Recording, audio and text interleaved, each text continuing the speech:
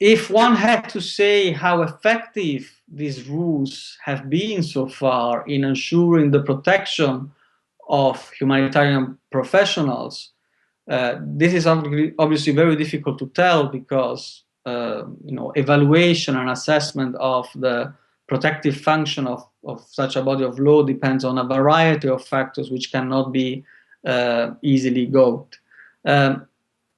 It is, however, indicative that the ICRC, so the International Committee of the Red Cross, has recently launched an initiative called Healthcare in Danger, which aims at securing a higher degree of respect and protection for health professionals.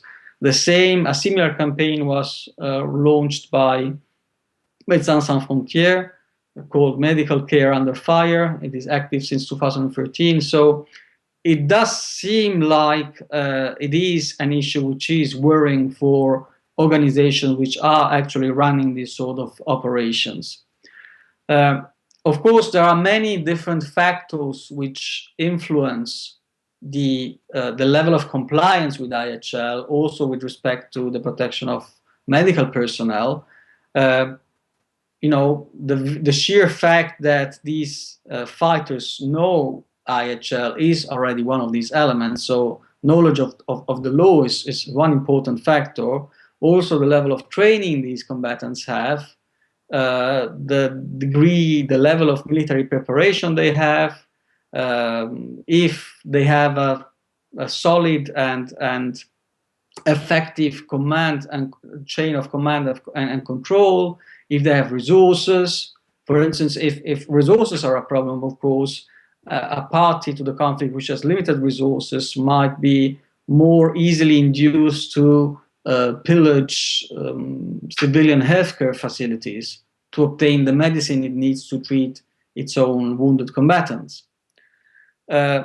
Another problem, which is quite common, or which refers to the whole of IHL, lies in the lack of an independent mechanism that is meant to enforce IHL.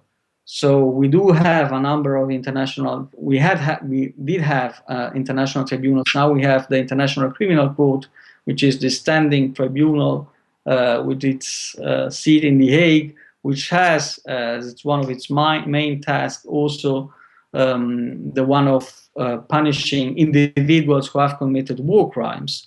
And of course, for instance, attacking individuals who are protected by the Red Cross emblem would be such a war crime. However, there are still problems in getting this institution up and running. So we still lack an independent entity which is charged with judging on violations of or alleged violations of international humanitarian law.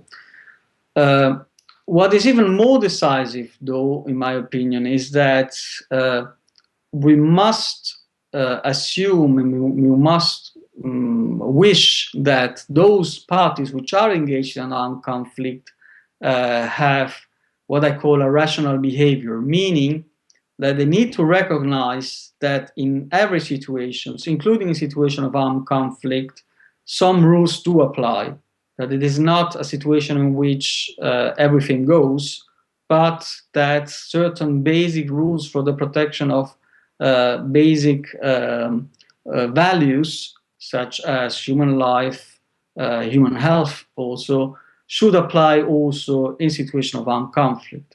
And of course, this becomes a problem in conflicts which are deeply ideologicized.